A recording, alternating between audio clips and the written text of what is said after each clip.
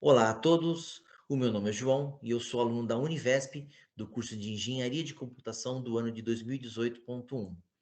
Vou apresentar para vocês o nosso trabalho de conclusão de curso.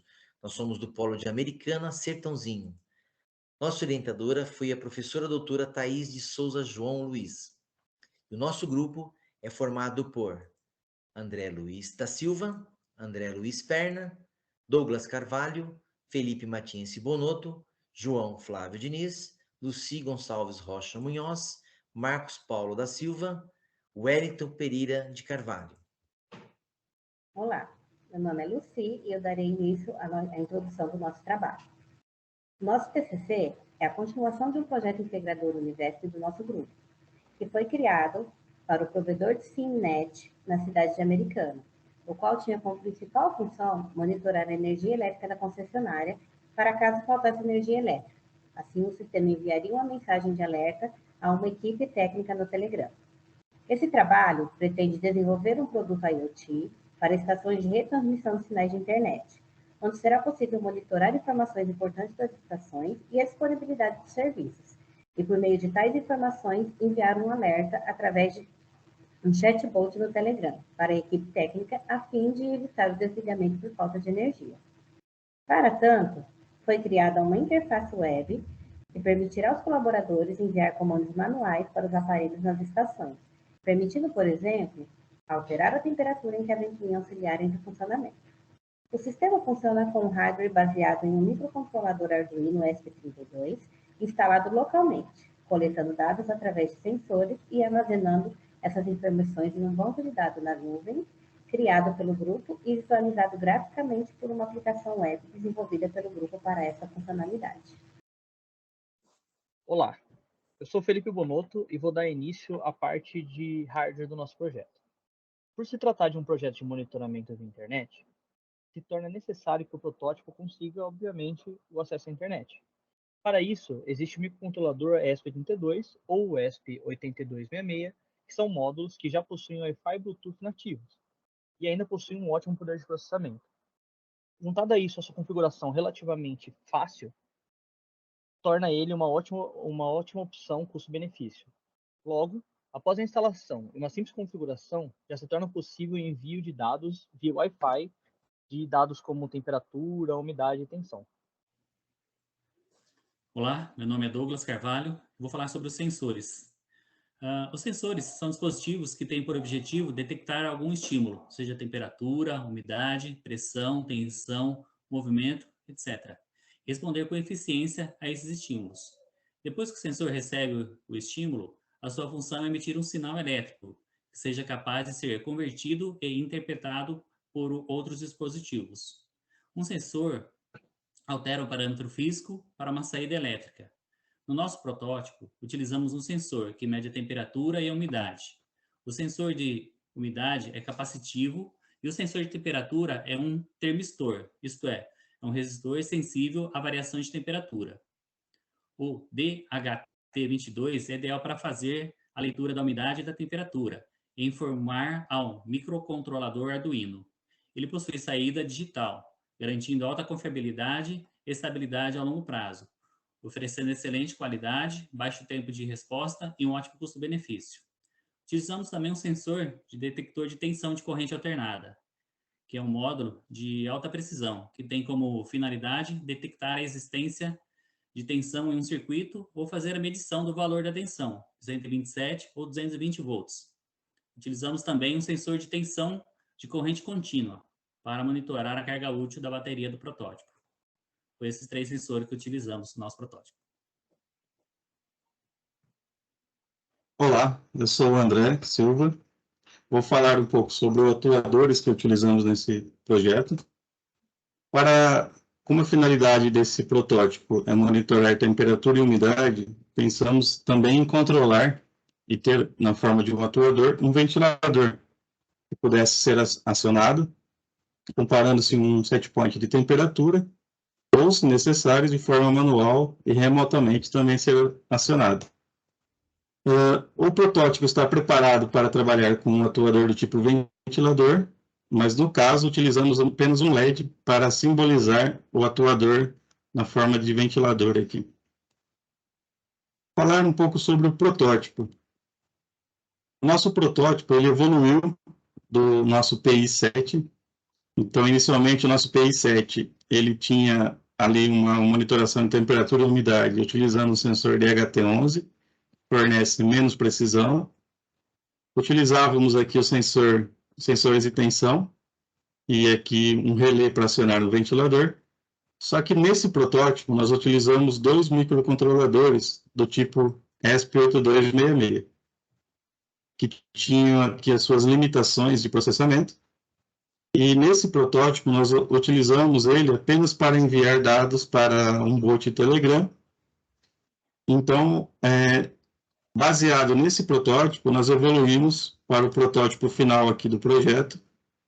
Aqui sim, já utilizando um ESP32, um único microcontrolador, que recebe sinais do sensor de tensão alternada, recebe sinal do sensor de tensão contínua, que no caso vamos monitorar baterias. E também aqui temos um LED verde simbolizando a carga, que seria o atuador, o ventilador. Depois, na apresentação futura aqui, meus colegas vão falar sobre o software, mas em princípio todos os dados que estão sendo utilizados para monitoramento, também para o arquivo em banco de dados, é fornecido por esse hardware. No caso aqui o sensor DHT22, os 2 sensores de tensão. Esse microcontrolador está conectado à internet via Wi-Fi, mandando dados para um broker MQTT e também recebendo dados do broker MQTT para que seja acionada a carga aqui, no caso LED, simbolizando um ventilador. Boa tarde, eu sou o Marcos. Iniciaremos a apresentação da parte de software, onde primeiramente falaremos sobre o banco de dados temporal. No caso, utilizamos o InfluxDB, que é um banco de dados de séries temporais, que o objetivo de facilitar o seu uso de dados, armazenamento dos mesmos junto ao seu timestamp, possui melhores formas de consulta. Em seguida, vamos dar uma olhada sobre as consultas. Primeiramente, selecionaremos o bucket, que é onde indicaremos qual será o banco de dados utilizado, no caso, TCC Bucket. Após isso, vamos selecionar o range. O range indicaremos o tempo que será utilizada essa busca. Por exemplo, no caso, utilizamos de 1 hora atrás até o momento. Podemos também utilizar datas, horários, e de acordo com como for o projeto que estaremos utilizando. Após isso, vamos filtrar através do filter, onde selecionaremos a consulta através do campo tensão da bateria. Depois, no aggregate window, selecionaremos a parte para podermos agrupar os dados em certos intervalos de tempo. No caso, utilizamos de 10 em 10 segundos para facilitar o monitoramento e a amostragem do protótipo que o Wellington mostrará a seguir. E no YouTube, ele gera um relatório com os resultados da carga. Vamos dar uma olhada a seguir. Como podemos ver, ele traz o timestamp do item e o seu valor atual da tensão da bateria. Agora, em seguida, o André falará um pouquinho sobre a prototipagem. Boa tarde, eu sou o André Luiz Perna e vou falar um pouquinho sobre o processo de prototipagem do nosso software. O nosso software, a gente fez ele numa máquina virtual na nuvem, então a gente utilizou o IaaS, que é a computação em nuvem, que é infraestrutura como serviço. Para isso utilizamos os serviços da Oracle, subimos uma máquina virtual e nessa máquina virtual instalamos o Node-RED para o desenvolvimento. Podemos ver aqui que um acesso remoto à máquina, a gente consegue ver que o Node-RED está ativo e rodando nessa máquina virtual. O Node-RED ele foi desenvolvido pela IBM com a finalidade de facilitar o desenvolvimento de aplicações web voltado para desenvolvimento de JavaScript numa programação por meio de fluxos. Então, por meio de blocos, e interligando esses blocos, a gente consegue desenvolver os aplicativos, desenvolver as interfaces, sem propriamente programar em JavaScript. A gente utiliza esses blocos, liga eles, e ao final ele gera uma programação em JavaScript que a gente tem as telas de funcionamento. Então, aqui a gente tem as telas que foram criadas do nosso aplicativo, né? Então, tem a telinha de temperatura, então tem cada um dos blocos que foram utilizados para a temperatura, cada um dos blocos que foram utilizados para o desenvolvimento das telas de umidade, a tela de tensão da bateria. Enfim, a interligação desses blocos gera para a gente as telas. Aqui a gente interliga com blocos de banco de dados, blocos com funções para filtrar os dados e blocos que fazem exatamente a exibição da interface, que o Wellington vai mostrar para a gente nos próximos slides. Boa tarde, meu nome é Wellington Pereira de Carvalho e eu vou apresentar o nosso protótipo do ponto de vista de software. Basicamente, o software que foi desenvolvido constitui de uma série de indicadores, como medidor de temperatura, de umidade, da tensão das baterias, que ainda está nas baterias, e a tensão da própria rede elétrica. Essas grandes medidas nada mais são do que representações do que o que os sensores instalados no hardware estão detectando. Se observarmos bem, os valores aqui vão mudar esporadicamente. Como aqui está cerca de 120, agora está 123. Então, isso mostra que o projeto em questão está sendo desenvolvido, está pegando dados em tempo real. Aqui embaixo tem um controle de temperatura através de um ventilador, que pode ser ligado de forma automática ou pode ser ligado manualmente. Como podes observar, essa aqui é a página principal. No entanto, há várias outras opções que o usuário poderá acessar, como essa aqui, a temperatura. A temperatura, essa aba de temperatura, basicamente, ela exibe o histórico de temperatura dado um determinado intervalo. Como, por exemplo, podemos selecionar aqui tipo, o intervalo de até os últimos 30 dias. E nessa segunda opção já seria referente à amostragem. Podemos pegar dados de 1 em 1 hora ou podemos pegar dados a cada 24 horas. Quanto a essa terceira opção, podemos ver que tem média, mediana e último valor. O que significa essa opção? Basicamente, o banco de dados temporal ele pega muitos dados em um intervalo muito curto de tempo, o que ficaria inviável de mostrar absolutamente todos os dados. Então, essa opção permite o usuário definir se ele deseja pegar a média dos resultados a cada 24 horas, ou se ele quer pegar a mediana, ou se ele quer apenas o último valor. Conforme pode selecionando os valores, o tipo de amostragem, o gráfico vai mudando gradativamente. Vamos para a próxima aba. A próxima aba é referente à umidade, que também tem uma dinâmica muito semelhante, em que o usuário pode escolher o intervalo de tempo que ele quer as medidas. Ele pode definir de quanto em quanto tempo cada amostra é tomada, sendo tipo assim, conforme dito na tela anterior, se quer dados a cada 24 horas ou se quer dados de cada hora, e também o tipo de amostragem, se é mediana, se é o último valor ou se é a média.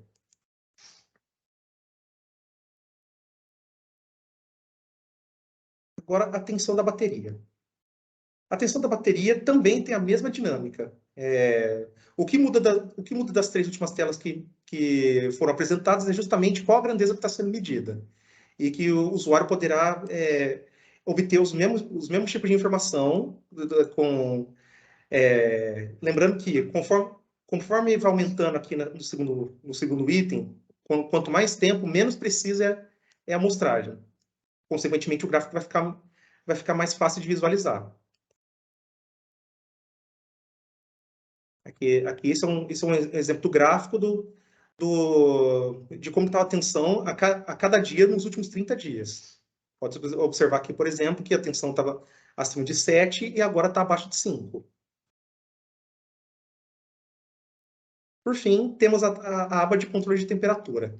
Essa aba é um pouco diferente se comparada das outras. Enquanto as outras apenas mostravam informações, essa aqui está, de fato, permite o usuário a interagir com um sistema de climatização dos equipamentos. No caso, um ventilador. Aqui,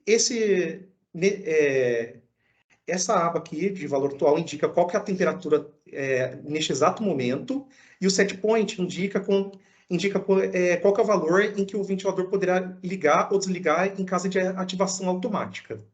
Assim, o usuário poderá, além de ter uma boa dimensão do que está acontecendo no momento que ele está obtendo os dados, ele pode também decidir qual que é a melhor temperatura para o ventilador ligar ou desligar. Wellington, olha só que interessante. Nesse momento, ele mostra que o status do ventilador está desligado. Porque o set point é 23 e o valor atual é 22, então Sim. não precisa ligar. Exato. Vamos fazer um teste. Muda para 21 para ver se o ventilador vai ligar? Bom, essa é uma ótima pergunta. Vamos testar abaixar o set point para um valor menor para vermos o que vai acontecer. Eu vou abaixar o valor para 21 graus. Agora vamos aguardar um pouquinho. Tá. Conforme pode ser observado, o ícone do status do ventilador mudou para um X vermelho para esse ícone rotativo e verde. Isso significa que, além dos sensores estão enviando valores em tempo real, a manipulação dos periféricos também está ocorrendo em tempo real.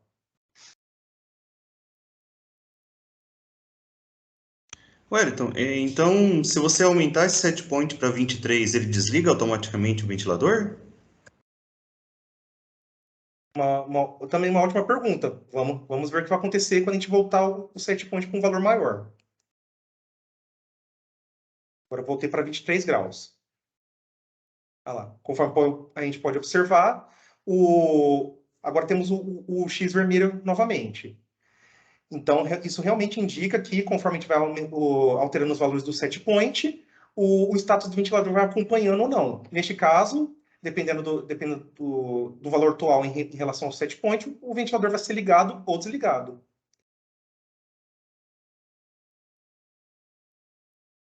E com isso, encerramos a apresentação do nosso protótipo.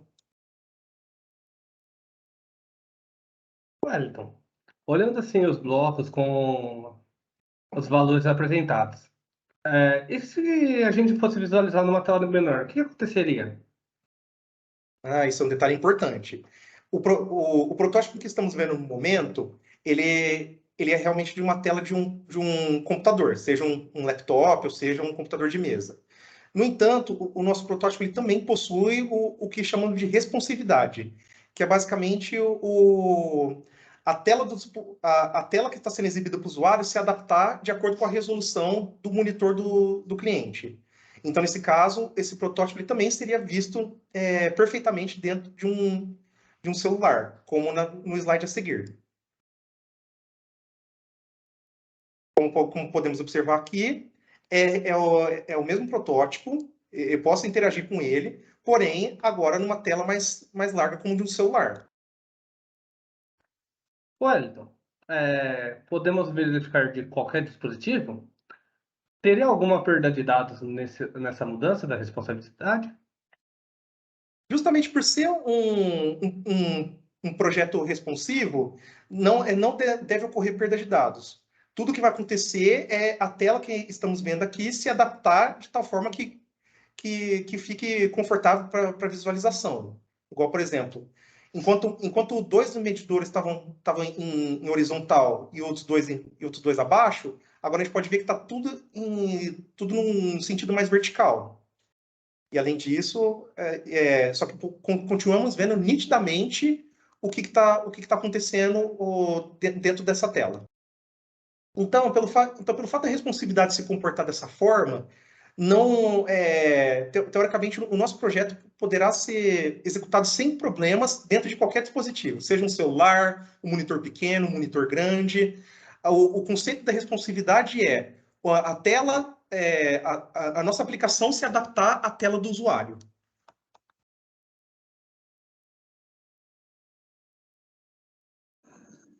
Olá, aqui é o Wellington novamente. Eu estou junto do André Luiz Silva, aqui para mostrarmos sobre como a interação entre o software e o hardware está ocorrendo. Conforme falamos anteriormente, esta tela aqui é referente ao controle de temperatura, em que conseguimos controlar a temperatura do equipamento para um valor desejado. Então, André, você poderia explicar como que está funcionando a questão da climatização? Sim. Bom, aqui no nosso protótipo, nós temos aqui no canto o sensor DHT22, que está fornecendo o valor aí de temperatura. Vocês podem ver que o valor atual agora é 32,7 graus Celsius. E no outro canto aqui nós temos um LED verde simbolizando a carga, que seria o ventilador a ser acionado. Então agora, vocês podem ver na interface aí que o Wellington está com set point de 35 graus, e a temperatura ambiente está 32,7, portanto o ventilador está desligado. Ele vai fazer a interação ali, a gente vai ver que o LED aqui vai atuar. Tá, então agora eu vou baixar para uma temperatura menor do que 32,7. Então eu vou baixar para 30 graus. Aqui, como pode ver, o status do ventilador já mudou a figura. Agora pode ter um pequeno delay, porque depende da internet. E da distância também. Atualmente eu estou em Ribeirão Preto, a mais de 100 km da localização atual do André. Isso, vocês podem ver que aqui o delay foi até pequeno, já que já indica, o LED já está acionado, indicando que o ventilador está ligado, de forma a refrigerar o ambiente e diminuir a temperatura atual. Aí agora eu vou voltar para uma temperatura maior do que 33, no caso. Vou colocar os próprios 35 graus. O status de ventilador já mudou, agora tem que esperar mais um pouquinho para ver o hardware sendo atuado. Isso, já atuou aqui, já desligou o ventilador. Então esse trecho do trabalho mostra que a interação entre o software e o hardware está ocorrendo conforme o esperado. Isso. Wellington, se você quiser navegar até a tela principal, a gente pode falar um pouco sobre os sensores aqui. Os sensores? É porque na verdade... pode ser. Acho que é uma boa. Então, beleza.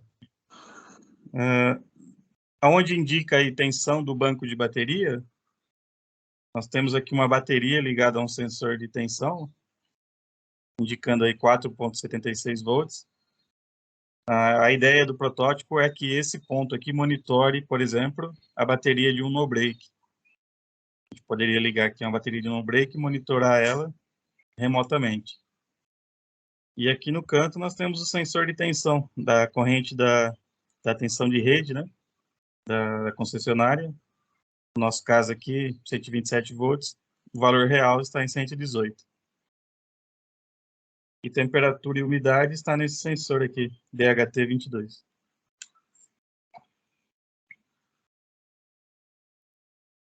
Fechou então, cara. Acho que vai ficar mais por isso mesmo. Acho que é isso aí. Beleza.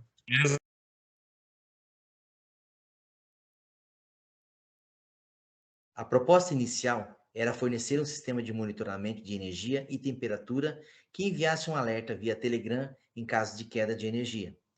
Os dados, inicialmente, eram armazenados na plataforma ThingSpeak e eram acessados pelos colaboradores da empresa Cinet através do aplicativo ThingView.